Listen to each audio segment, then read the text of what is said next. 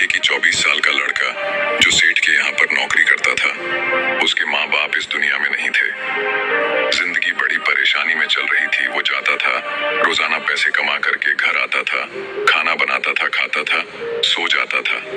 एक दिन उसने देखा कि एक बूढ़ा फकीर अपनी पीठ पर 3 ठेले लेके एक शहर से दूसरे शहर की ओर जा रहा था। वह काफी बूढ़े भी थे और काफी देर से वह यूं ही सफर कर रहे थे और आखिरकार कुछ दूर और सफर करने के बाद वह चलते चलते थक कर एक पेड़ के नीचे बैठ गए। तभी उनकी नजर एक नौजवान युवक पर पड़ी जो उसी रास्ते से जा रहा था और वह भी उसी दिशा में जा रहा था जिस दिशा में उन बूढ़े फकीर को जाना था। तभी वह लड़का उन बूढ़े फकीर के पास से होकर गुजरा। इस पर वह फकीर उस लड़के से कहते हैं, सुनो बेटा, क्या तुम मेरी थोड़ी सी मदद कर सकते हो? ये ठेला बहुत भारी है और मैं बूढ़ा हो चुका हूँ। मैं ज्यादा समय तक इनका बोझ नहीं उठा सकता और मैं बहुत थक भी चुका हूँ। तो क्यों ना तुम मेरे एक ठेले को ले लो और मुझे उस दूसरे गांव तक पहुंचा दो। इसके बदले में मैं तुम्हें 3 स्वर्ण मुद्राएं दूंगा। वह लड़का उन फकीर की सारी बातें सुनता है और उन फकीर से कहता है, कोई बात नहीं बाबा, मैं आपकी मदद करने के लिए तैयार हूँ। कहिए आपको कहाँ जाना है? ऐसा कहकर उस लड़के ने उन फकीर का एक ठेला उठा लिया और अपने कंधे पर ले लिया। तभी उस जवान लड़के को यह एहसास हुआ कि यह ठेला तो सचमुच बहुत भारी है। वह लड़का और फकीर दोनों रास्ते में आगे की ओर बढ़ चले। कुछ दूर आगे चलने के बाद देखते ही देखते वह गांव खत्म होने लगा और अब एक सुनसान रास्ता आगे की ओर जा रहा था। वे दोनों अपने मार्ग में मस्त होकर आगे की ओर बढ़ रहे थे। जब भीड़ से पूरी तरह से अलग हो गए तो वह लड़का उन फकीर से कहता है, बाबा, इस ठेले में आखिर ऐसा क्या रखा है जो ये ठेला इतनी वजन है? इस पर वह फकीर आदमी उस लड़के को जवाब देते हुए कहते हैं, कुछ नहीं बेटा, बस इसमें तांबे के कुछ सिक्के भरे हुए हैं, इसी कारण ये ठेले में बहुत वजन है। उन फकीर की यह बात सुनकर वह लड़का मन ही मन सोचने लगा, लगता है ये बाबा जरूर कोई व्यापारी है, तभी तो इतने सारे तांबे के सिक्के लेकर चल रहे हैं।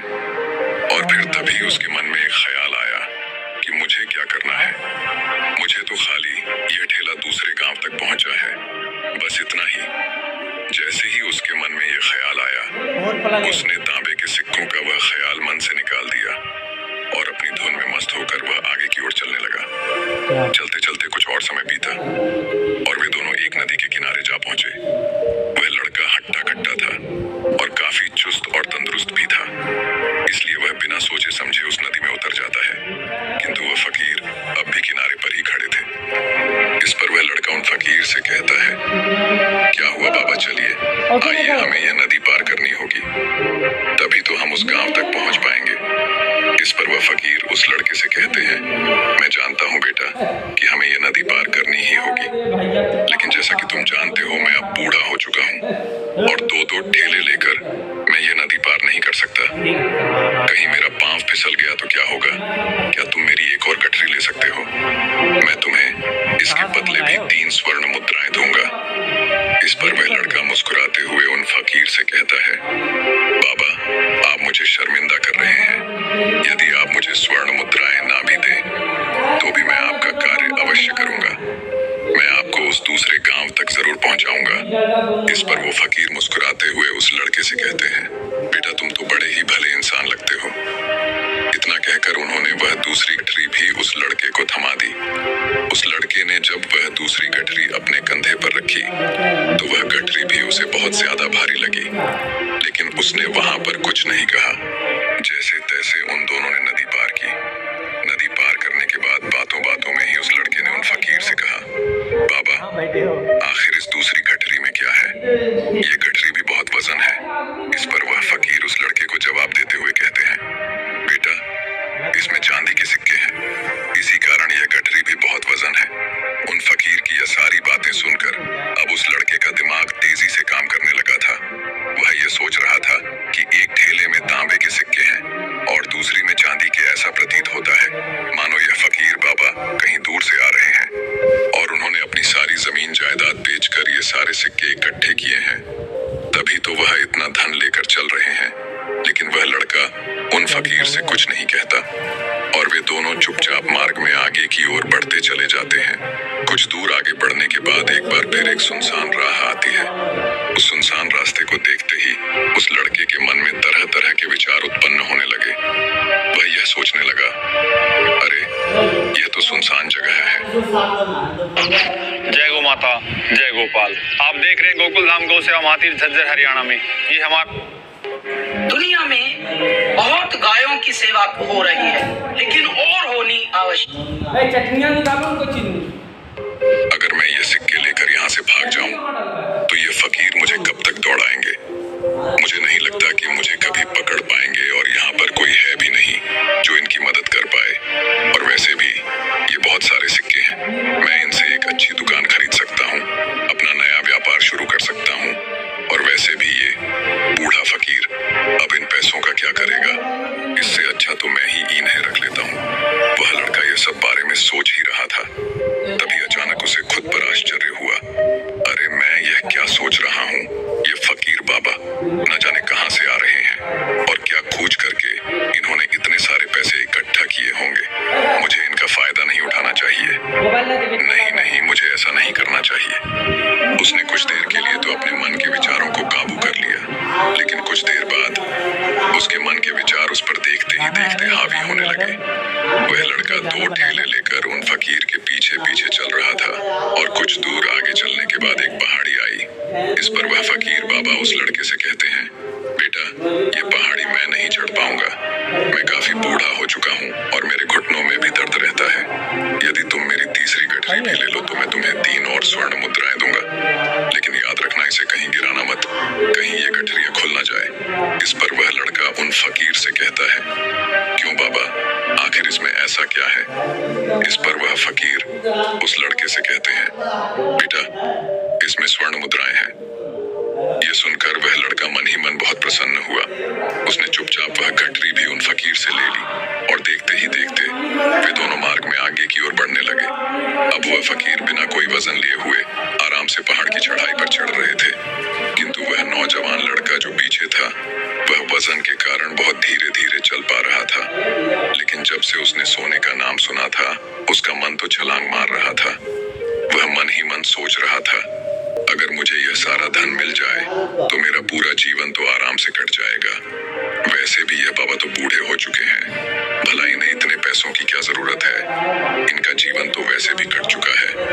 मैं एक काम करता हूँ, ये सारे पैसे लेकर यहाँ से भाग जाता हूँ। लड़के के मन में अनगिनत विचार उठ रहे थे। लड़के का मन अब उसकी बुद्धि पर पूरी तरह से हावी हो चुका था और उस लड़के का मन अपनी बात को सही साबित करने के लिए उससे कुछ भी कह रहा था।